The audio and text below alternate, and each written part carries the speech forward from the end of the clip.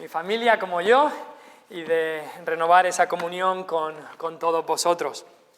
Si podéis ir en vuestras Biblias, por favor, al texto que se ha leído, Segunda de Samuel, capítulo del 18 al 20. Y mientras buscáis ese texto en vuestras Biblias, pues os traigo saludos de la Iglesia Cristiana Evangélica de la Sierra de Segura, en el noreste de Jaén.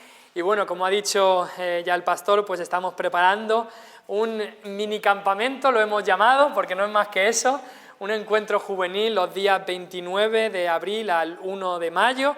Es la primera vez que organizamos algo así, o al menos en los años que he estado ahí. Es de 12 años a 21 años y bueno, sé que algunos de esta iglesia ya se han apuntado. Así que como es la primera vez, espero que tengáis paciencia con nosotros. Seguramente habrá algunas cosas que habrá que perfeccionar para la siguiente vez, pero Dios mediante nos gustaría comenzar a hacer algo así cada año, ahí en la Sierra de Segura.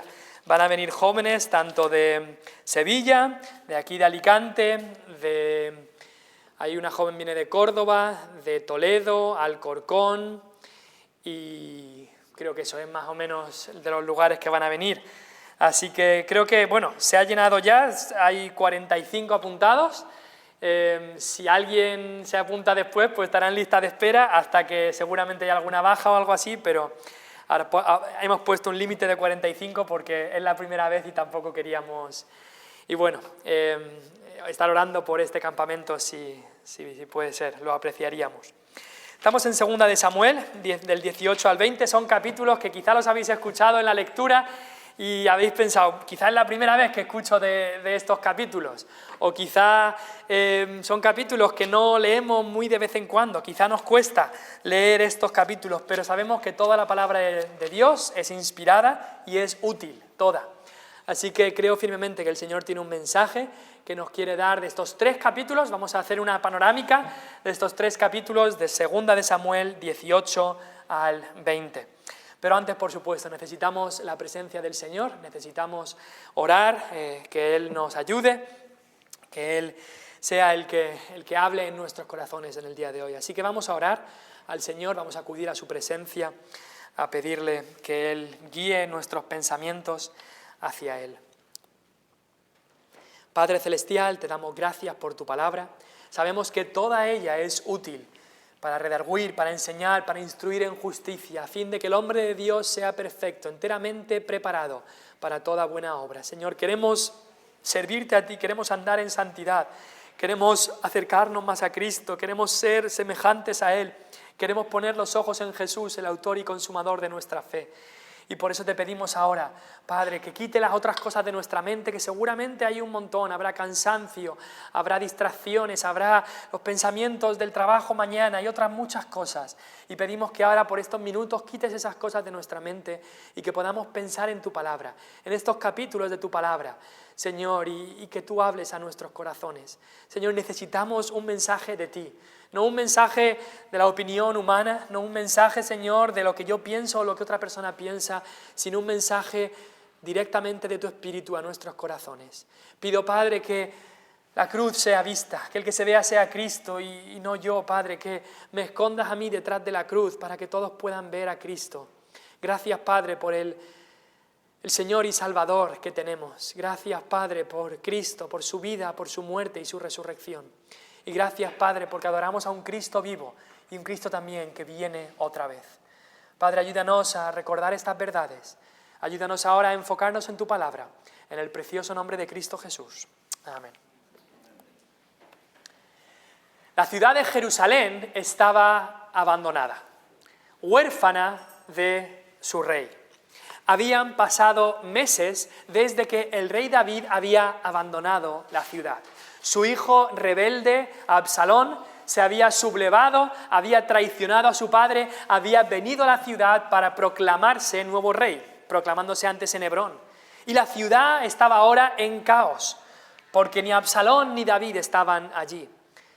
Una ciudad sin rey que comenzaba a desesperarse, comenzaba a depravarse, las calles estaban llenas de caos. Pero de repente un día, alguien escucha el sonido de una trompeta y se asustarían diciendo, ¿quién será? ¿Quién será que va a venir? Y al escuchar más el sonido de la trompeta se dieron cuenta que era el sonido que anunciaba la llegada de un rey. ¿Quién es este rey que llega? ¿Quién es este rey que llega? Nuestro rey que tanto amábamos, David, nos abandonó, se fue, se desterró a sí mismo para dejar a su hijo reinar, a su hijo sublevado. Este hijo rebelde Absalón, que por un tiempo reinó aquí, ha ido en busca de su padre para matarlo, y hemos escuchado que este rey Absalón ha muerto. Nos hemos quedado sin rey, decían los habitantes. Pero de repente alguien dice, mirad hacia el este, mirad hacia el este. Y allí por el camino del monte de los olivos se comienza a ver que viene un ejército. Vienen hombres con caballos, con soldados. ¿Quiénes serán? ¿Será un rey que viene a atacarnos?, dirían algunos. Se veían unos caballos venir y de repente alguien reconoce algo. Una corona que reluce. Es la corona real del rey David. Es David. Nuestro rey David ha vuelto. Este dulce pastor de Israel, este valiente que venció al gigante, nuestro rey ha vencido y viene otra vez a la ciudad. El rey ha vuelto, así que seguramente las puertas se abren, los niños comienzan a cantar, las mujeres tiran flores desde los balcones, los ciudadanos se arrodillan ante el rey. Hosana al rey.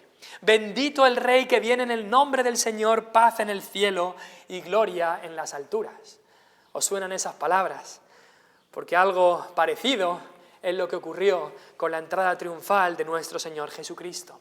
En estos capítulos vemos que David, después de que su ejército ganase y que Absalón muriese, David entra victorioso, vuelve victorioso a Jerusalén. Hoy es el domingo de Ramos. Y aunque por supuesto no estamos de acuerdo con todas las procesiones, las tradiciones, los ritos y todo lo que se hace en nuestro país, sí que podemos y creo que debemos recordar lo que ocurrió hace unos 2000 años, en esta entrada triunfal de nuestro Señor Jesucristo a Jerusalén. Esa misma semana, después de esta entrada triunfal, Jesucristo sería falsamente acusado y sería crucificado. Había avisado a los discípulos de su partida. Ya les había dicho, me voy a ir, voy a ser acusado falsamente, crucificado. Incluso en Juan 14, 18 se lo dijo, pero les dio una esperanza. Les dijo, no os dejaré huérfanos. No os dejaré huérfanos, vendré a vosotros. Y es que esa entrada triunfal del Domingo de Ramos era solamente un anticipo de otra entrada triunfal, que está por venir, que aún no la hemos vivido, una entrada triunfal en la que Cristo volverá a este mundo. Cristo vendrá para reinar para siempre. Eso es lo que dijeron los ángeles en Hechos 1:11. Ese mismo Jesús que habéis visto, que ha sido tomado de vosotros al cielo, así vendrá como le habéis visto ir al cielo. El apóstol Pablo en 1 Tesalonicenses 4 dijo, porque el Señor mismo con voz de mando, con voz de arcángel y con trompeta de Dios descenderá del cielo. Los muertos en Cristo resucitarán primero, luego nosotros, los que vivimos, los que hayamos quedado, seremos arrebatados juntamente con Él, con ellos en las nubes, para recibir al Señor en el aire, y así estaremos para siempre con el Señor. ¡Qué precioso! Recibiremos a nuestro Rey para estar siempre con Él. La venida de Cristo se acerca, se acerca. El Rey vuelve. Un día pronto Cristo va a volver a la tierra para sentarse en el trono. La pregunta que nos tenemos que hacer es, ¿estamos preparados para recibirle? ¿Estamos preparados para recibirle? ¿O quizá Él vendrá para juzgar? ¿Eres tú de los que estará preparado para recibir al Rey? ¿O eres tú de los que Él vendrá para juzgarle? Hoy vamos a hablar sobre el retorno del Rey. El retorno del Rey. Ese será el título de la predicación. Y por supuesto muchas historias ha habido, verdaderas de la historia o ficticias, que se han escrito sobre reyes que vuelven a su reino, a su ciudad para reinar. Y aquí tenemos una historia. En 2 de Samuel 18 al 20, un rey que vuelve a su ciudad para reinar. Pero esta historia, incluso la de David, es solamente un anticipo. Es solamente una ilustración, aunque sea historia, nos ilustra la que será el retorno del Rey de Reyes. Una historia que aún está por ocurrir. Cristo viene otra vez. Hoy queremos ver, utilizando esta historia real de David, hoy queremos aprender sobre cómo el rey viene otra vez. Vamos a ver 3 cosas rápidamente, si el tiempo lo permite. Primero veremos que el rey obtiene la victoria. Segundo, veremos que el rey vuelve a su ciudad. Y en tercer lugar, veremos cómo el rey juzga a sus enemigos. El rey gana, el rey vuelve y el rey juzga. En primer lugar, queremos ver cómo el rey gana, el rey obtiene la victoria. Para ponernos un poco en contexto, David había sido exiliado por voluntad propia, se había exiliado a la ciudad de Mahanaim. Y seguramente David, después de la rebelión de su hijo Absalón, estaba pensando que su hijo le permitiera vivir como exiliado en Mahanaim, que no tuviera que llegar a las armas. Seguramente David estaba intentando por todos los medios evitar el conflicto. En su mente estaría pensando, mira Absalón, te he dado el reino, te he dado el palacio, te he dado el trono, te he dejado todo, me he ido de la ciudad para no interferir, déjalo ahí, déjalo ahí. Pero Absalón no estaba contento con el palacio, el reino, el trono, él quería matar a su propio padre, él quería a su padre muerto. Así que el conflicto era inevitable y la nación de Israel se preparaba para a pequeña escala, pero una guerra civil en la nación.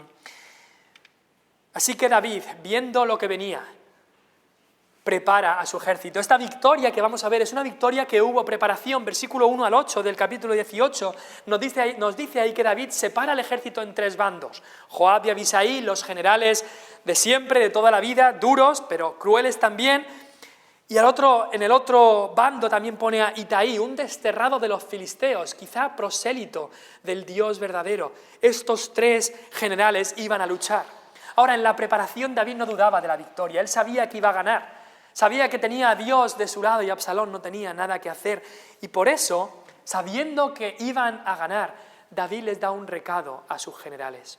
Y ese recado lo leemos en el versículo 5 y les dice, tratad benignamente, por amor de mí, al joven Absalón. David da un recado ahí por su hijo. Sé que vamos a ganar, pero tened misericordia de Absalón. Traédmelo vivo, si se puede decir. Y a veces podemos pensar en todo lo que había hecho Absalón y la cantidad de crueldades que había hecho son indescriptibles. Y podemos pensar, ¿cómo puede ser? ¿Cómo puede ser que David diga eso? ¿Cómo puede ser tan injusto? Porque hay gente que diría, esto es un amor injusto, porque este hijo que había matado a su hermano, este hijo que había vivido en inmoralidad, este hijo que se había rebelado contra su padre y quería matar a su padre, no merecía otra cosa sino la muerte. Pero David aún así dice, tratad benignamente por amor de mí al joven Absalón. Y viendo al Rey de Reyes, Cristo Jesús, allí clavado en la cruz, los ángeles seguramente dirían, los que lo están clavando no merecen otra cosa sino la muerte. Pero ¿qué dijo Cristo ahí clavado en la cruz?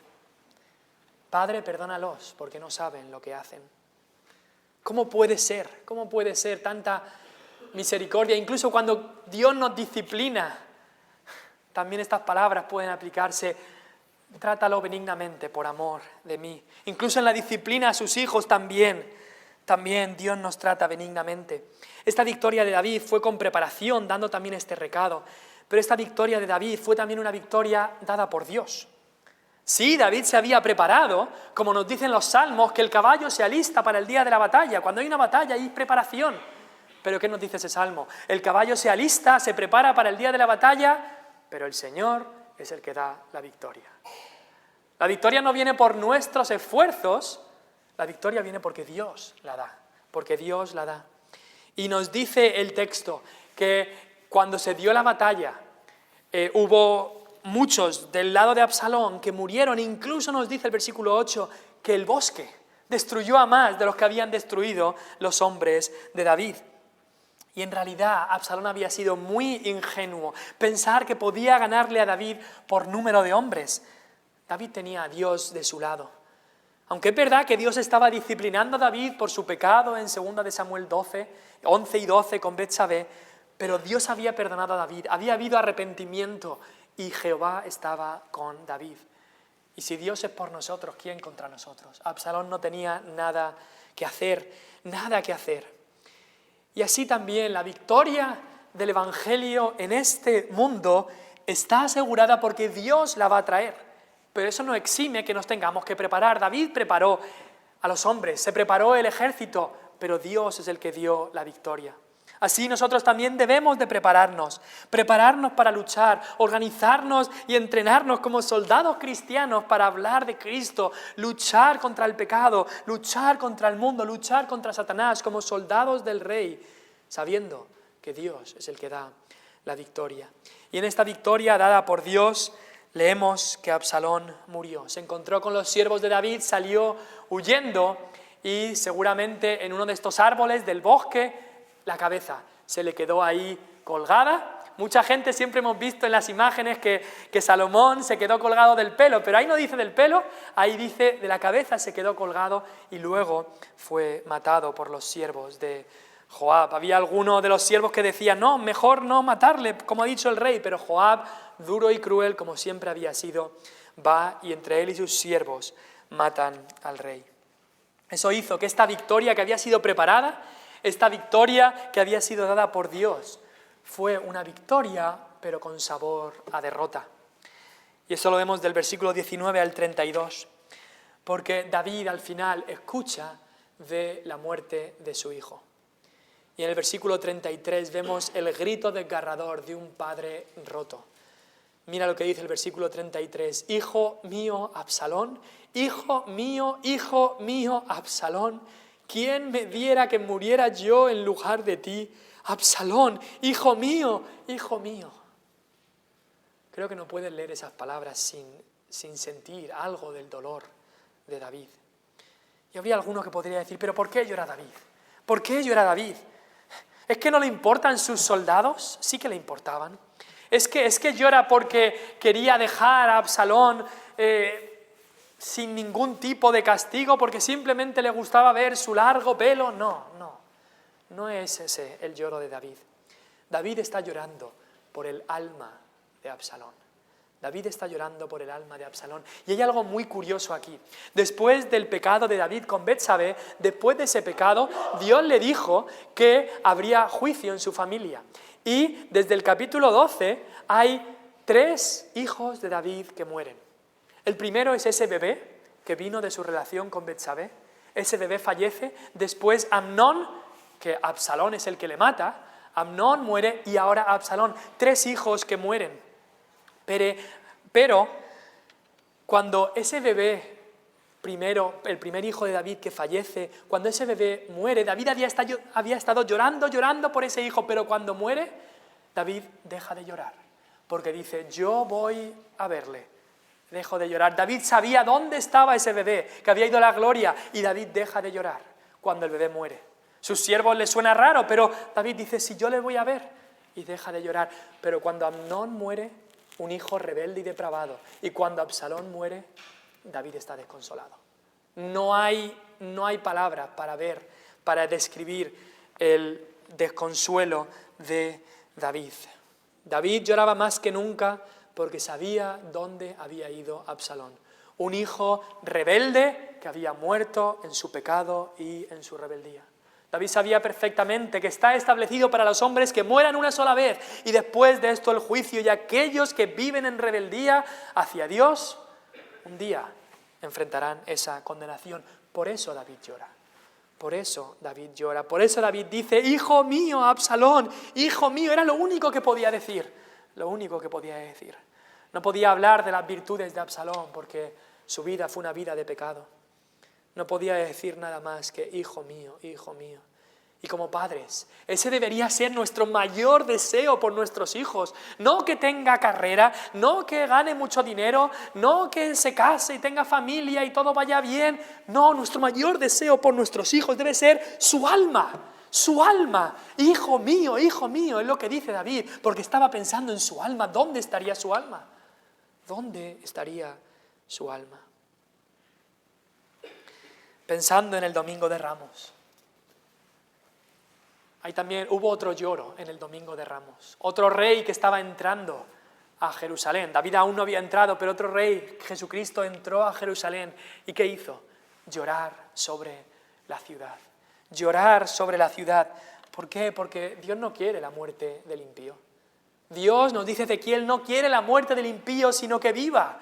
Y así Jesús lloró por Jerusalén, aquellos que se iban a rebelar contra Él. Y Cristo quería sus almas, y Cristo deseaba que fueran salvos, pero sabía que se iban a rebelar contra Él, y que unos años después, en la destrucción de Jerusalén, muchos morirían e irían a una eternidad sin Cristo. Cristo el Rey viene otra vez. La victoria la tiene asegurada. Es más, esa victoria ya fue sellada y ganada en la cruz del Calvario. Allí Satanás, esa serpiente antigua, fue también herido en la cabeza como Absalón. Perdió la batalla Satanás. Allí Cristo ganó y certificó la victoria y viene como Rey victorioso. El Rey gana, en primer lugar. En segundo lugar, el Rey vuelve. El Rey vuelve a su ciudad. Y así vemos en la vida de David cómo viene a Jerusalén otra vez. El ejército había vencido, Absalón había muerto, pero David seguía allí en Mahanaim. Entonces, ¿qué iba a pasar? El trono estaba vacío de Jerusalén, el país estaba en confusión. Nos dice que todo Israel huyó cuando Absalón murió, cada uno a sus tiendas, a su ciudad, y en las tribus de Israel comenzaban a pensar, ¿qué vamos a hacer? ¿Qué vamos a hacer con David? ¿Lo volvemos a coronar como rey? ¿Lo llevamos a Jerusalén o no? Habíamos confiado en Absalón como rey, pero mira, nos ha fallado, ahora está muerto, ¿qué vamos a hacer? ¿No deberíamos volver a traer a David como rey? Y los de Judá estaban también bastante confundidos, incluso más confundidos que el resto de Israel. Estábamos bien como estábamos, Absalón era de Judá, Amasa el general era de Judá, pues seguimos con Amasa, ¿qué hacemos? Así que David lo que hace es enviar unos mensajeros que anuncien su llegada. Y esos mensajeros iban a ser los sacerdotes Sadoc y Abiatar, quienes estaban ya en Jerusalén. David les encomienda, los elige para que sean los mensajeros que anuncien y hagan preparativos para la llegada de David. Es curioso, David escoge hombres piadosos y santos que serían respetados. Sadoc y Abiatar. Lo leemos esto del versículo 8 al 15 del capítulo 19.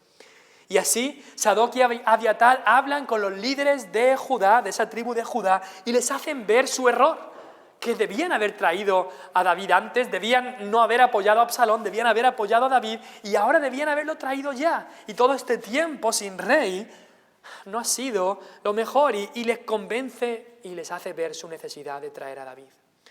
Ahora tú y yo hemos sido llamados, escogidos para ser mensajeros. Mensajeros del Rey Jesús que viene para anunciar su retorno, su venida, para avisar a la gente que nos rodea de su error, de su necedad en rechazar a Cristo, de su pecado, y avisarles de que el Rey viene. Y viene con unas condiciones de paz. Y deben aceptar esas condiciones de paz y avisarles de que si no las aceptan hoy, el Rey vendrá entonces a juzgar. A juzgar. En el versículo 14 se nos dice que además David inclina su corazón, inclina el corazón de la gente de Judá, diciéndoles que Amasa, ese general de Absalón, ahora iba a ser su capitán. Y con eso se los gana. Y ahora su corazón estaba inclinado para recibir a David, y mandan mensajeros los de Judá a David diciéndoles, ven y sé tú nuestro rey, vuelve a tu ciudad, vuelve a ser nuestro rey. ¿Y no es así como ocurrió también en nuestras vidas? Nuestro corazón estaba inclinado hacia lo malo, hacia el pecado. Así vivimos por tantos años, hasta que Dios, en su misericordia y por su gracia, inclinó nuestro corazón hacia Él.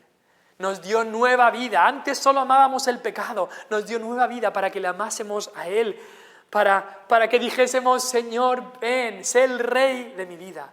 Eso hizo David con Judá y eso hizo Dios con nosotros, a través de estos mensajeros que anunciaron su llegada. Ahora, hay dos personas que reciben a David. Hay dos personas que le reciben como rey de sus vidas. Uno, encontramos a Mefiboset. Mefiboset, no sé si os acordáis, era el hijo de Jonatán, este hombre que era cojo, que era hijo de Jonatán, que como era de la familia de Saúl, todo el mundo pensaba que iba a ser aniquilado, porque es aquel que te puede quitar el trono, David. Pero David le muestra misericordia a Mefiboset. Así que Mefiboset viene a recibirlo. Aquel que había recibido misericordia, aquel que se sentaba por tanto tiempo a la mesa del rey comiendo con él, como con todos los derechos de un hijo, él viene a recibir a David.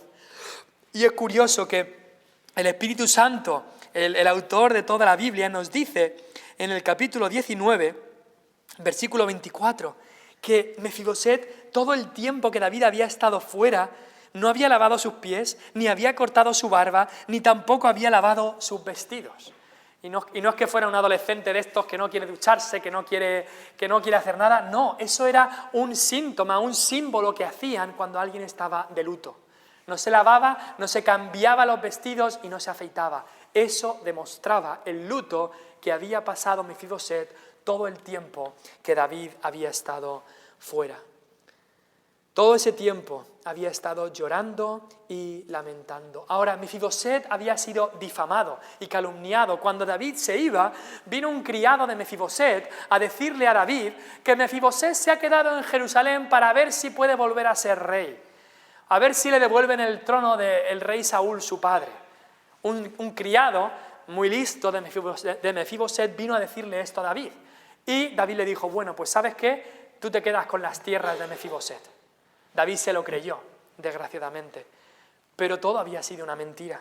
Mefiboset no había ido con David, ¿por qué? Porque era cojo, porque no podía salir corriendo con David, no podía andar.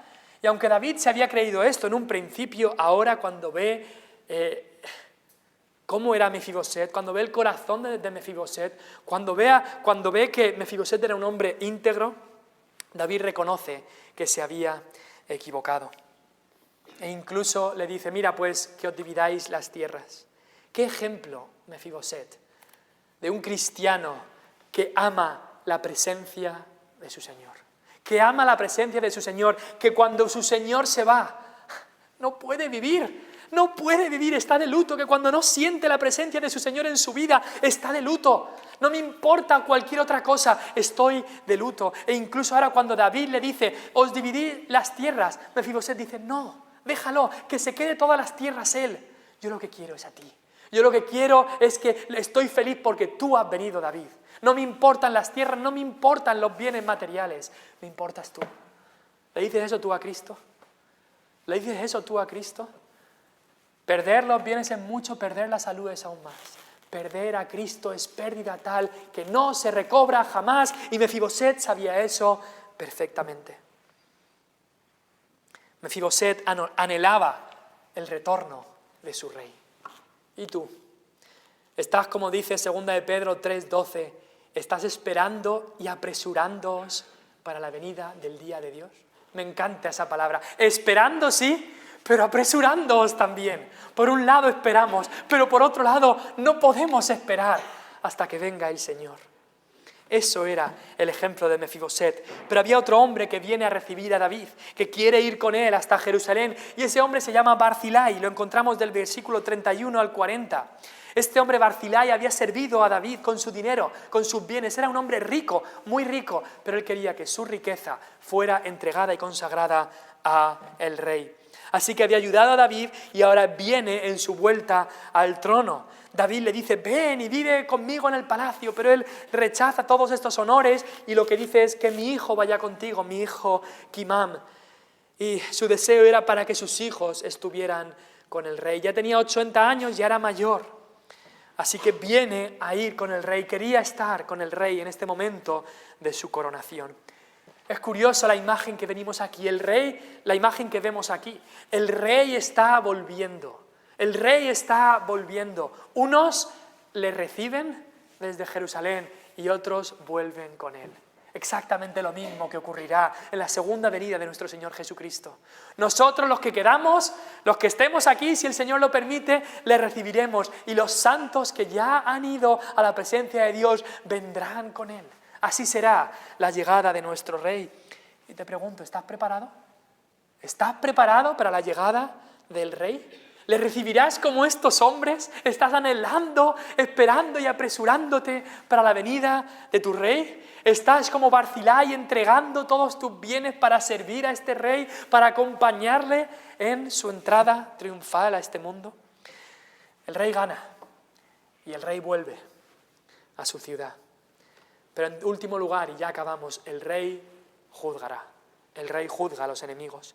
Y vemos a dos hombres en estos capítulos que tuvieron que ser juzgados. En primer lugar, vemos un juicio pospuesto o aplazado, el juicio de Simei, capítulo 19 del 16 al 23. Nos dice que cuando David estaba ya llegando a Jerusalén, había cruzado el Jordán o iba a cruzar el Jordán, aparece un hombre llamado Simei, de Benjamín, y aparece con 1000 hombres. Tenemos que ir un poco hacia atrás. Este hombre, unos meses antes, cuando David se iba, este hombre había venido para gritarle a David, mientras David iba por el monte de los olivos, gritarle, maldecir a David, tirarle piedras y polvo a David, burlarse de David. Este hombre había maldito al que había sido escogido por Dios, a David. Merecía la muerte. Pero ahora viene con 1000 hombres, y en el versículo 19 del capítulo 19 dice: no me culpe, mi Señor, de iniquidad. Yo, tu siervo, reconozco haber pecado. Y muchos de nosotros diríamos: amén, qué bonito arrepentimiento. Ojalá hubiera más como Simei, ¿no? De eso nada, de eso nada. Necesitamos más discernimiento cuando leemos este texto para ver que aquí hay todas las características de un falso arrepentimiento. Y es que hay muchos falsos arrepentimientos, ¿sabes? Judas, el traidor, dijo: yo he pecado, entregando sangre inocente. No hubo arrepentimiento ahí. Arrepentimiento sí que hubo en Pedro, después de negar a Cristo, que lloró amargamente. Y se ve después los frutos de ese verdadero arrepentimiento. David, cuando pecó con Betsabé, hubo verdadero arrepentimiento. Si no, lee el Salmo 51 y mira el arrepentimiento que hubo ahí. Saúl, cuando pecó desobedeciendo a Dios, no hubo verdadero arrepentimiento, hubo un falso arrepentimiento. Y aquí tenemos las características de un falso arrepentimiento. Mira un poco lo que ocurre aquí. En primer lugar, pide perdón solo una vez ha sido descubierto y ya es público. No pide perdón cuando lo ha hecho, pide perdón cuando le han pillado. Falso arrepentimiento. En segundo lugar, habla de su pecado contra otras personas, pero no reconoce que su pecado es contra Dios. No mete a Dios en la ecuación. No, yo he pecado contra ti y ya está. Y ahí se queda. Pero todo pecado es contra Dios. Y así lo reconoce. Así sabía David, Salmo 51. Contra ti solo he pecado y he hecho lo malo delante de tus ojos. El pecado es primeramente contra Dios. Pero Simei habla solo de su pecado contra otros. Tercero, le da pánico, le da miedo las consecuencias del pecado, pero no aborrece la gravedad y la esencia del pecado. Cuarto, intenta protegerse de las consecuencias con el favor de la gente. No viene solito a presentarse ante David y arrodillarse y arrepentirse, no. Viene con 1000 personas. Por si acaso va mal todo y por si acaso me quieren dar el pago por mi pecado, vengo acompañado, ¿no? Y en quinto lugar, habla de sus méritos para compensar su pecado. Mira el versículo 20 que dice: yo, tu siervo, reconozco haber pecado y he venido y el primero de toda la casa de José.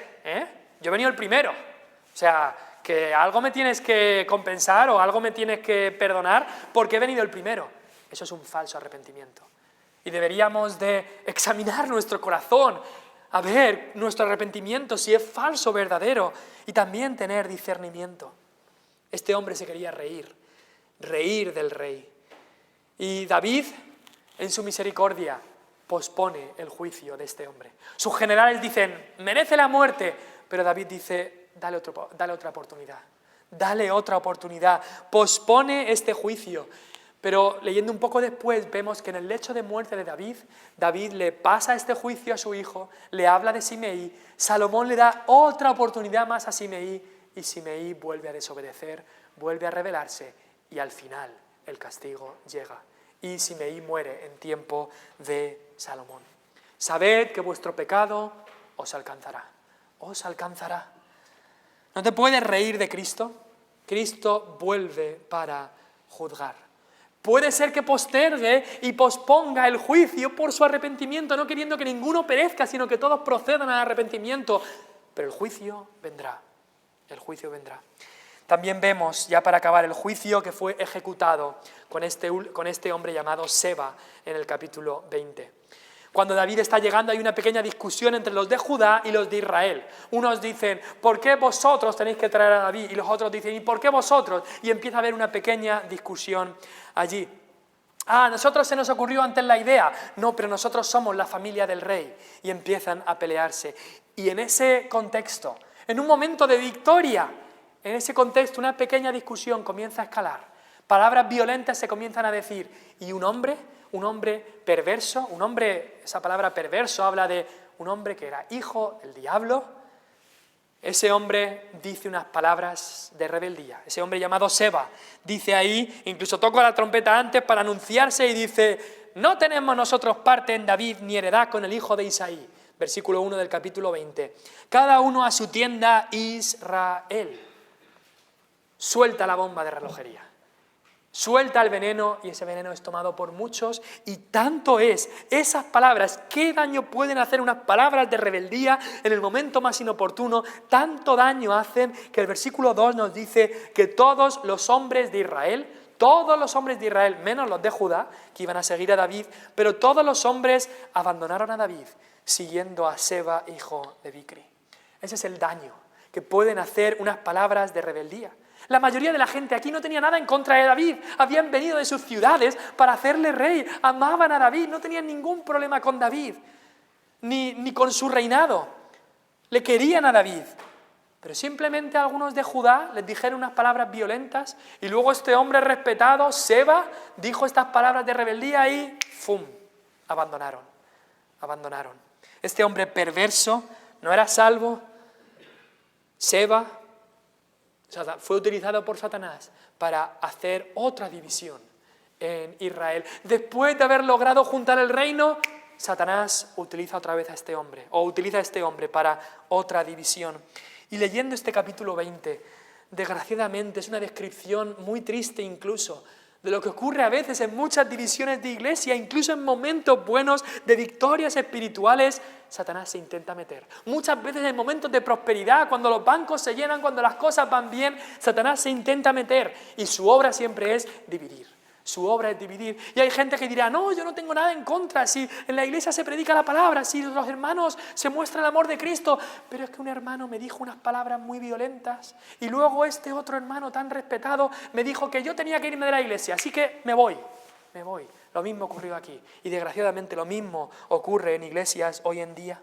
Ya nos avisó Judas, en Judas 1, no Judas el Iscariote, Judas, el escritor del libro de Judas, en el capítulo 1, versículos 18 y 19, dice: en el postrer tiempo, son los tiempos que vivimos ahora, habrá burladores que andarán según sus malvados deseos, como este hombre.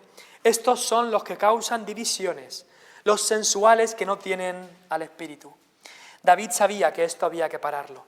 El juicio debía ser ejecutado contra este hombre antes de que fuera demasiado tarde.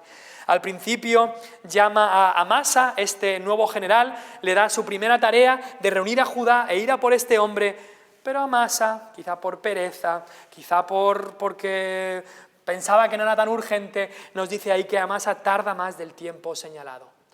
Y eso fue su final. Porque David, viendo que Amasa tardaba tanto tiempo, llama a los de siempre, a Abisai y Joab, sus generales de siempre, y ellos van a hacer la obra. Jeremías 48:10 dice: maldito el que hiciere perezosamente la obra del Señor. Esta negligencia de Amasa provoca que al final Joab y Abisai, al ir a hacer esta obra, se cruzan con Amasa y Joab mata a Amasa. Este hombre Joab era un hombre cruel. Incluso Amasa siendo de su familia, pero le estorbaba porque había sido nombrado general y lo mata. Al final Joab y Abisai encuentran a este hombre llamado Seba, atacan la ciudad donde está, una mujer sabia les dice: ¿pero por qué estáis atacando? Entonces al final dice Joab: yo no quiero atacar la ciudad, solo es este hombre que se ha rebelado contra Dios. Así que al final, y contra el rey, al final este hombre Seba muere por su rebeldía. Por ser un hombre perverso, un hombre que causó división en el pueblo de Israel, un hombre que solo pensaba en sí mismo. Sabes que nadie podrá escapar del juicio de Dios. Seba intentó escapar de ciudad en ciudad, arrastró a mucha gente, pero al final el juicio cayó sobre él. El rey había llegado y el rey vino también para poner juicio. Y Cristo el Rey viene otra vez y vendrá a traer juicio. Sí, ese rey que entró triunfalmente el domingo de Ramos, simplemente humilde, manso, cabalgando sobre un asno.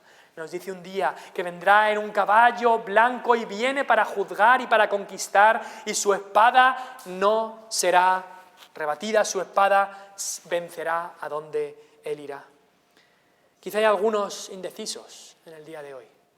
Quizá hay algunos aquí que estás entre Pinto y Valdemoro. Quizá hay algunos aquí que no sabes si seguir a Cristo o seguir al mundo. El mundo te atrae, pero sabes que deberías venir a Cristo. Lo que te tengo que decir es que el Rey de Reyes siempre gana. Ese es el ejército ganador. No puedes hacer nada contra Él.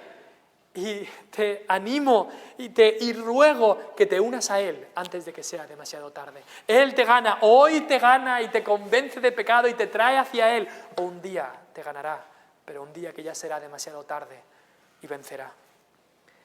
Cristiano que estás aquí, que quizá estás pasando por tribulación y prueba, que quizá estás siendo difamado, el Rey de Reyes siempre vuelve.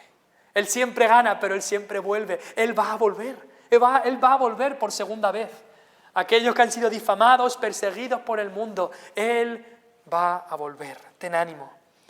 Y pecador no arrepentido que estás aquí, que por tanto tiempo has escuchado la palabra, pero tu corazón está duro y continúas en tu pecado. Recuerda, el Rey siempre juzgará a aquellos que se levantan contra Él, aquellos que se resisten a someterse a Él. No puedes esconderte de Él en ningún lugar. ¿Sabes cómo acaba la Biblia? Acaba en el penúltimo versículo con unas palabras de Jesucristo. Apocalipsis, último capítulo, el penúltimo versículo dice: ciertamente vengo en breve.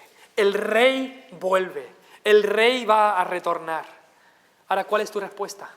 Ciertamente vengo en breve, dice Jesucristo. ¿Cuál es tu respuesta? ¿Será tu respuesta la del ateo y agnóstico diciendo cuál es la promesa de su advenimiento? Porque todas las cosas continúan igual hace 2000 años, no ha cambiado nada. Seguro que no vendrá. Como muchos pensaban en Jerusalén, el Rey nunca va a volver, puedo seguir en mi pecado.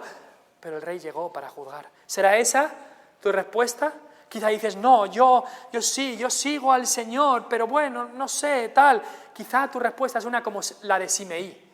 Maldices al Rey cuando estás con tus amigos, con tus vecinos, con tus familiares, te ríes de todos los chistes, vives como el mundo, y luego vienes aquí, cuando está el Rey, y finges un falso arrepentimiento. Dios lo sabe, Cristo ve el corazón.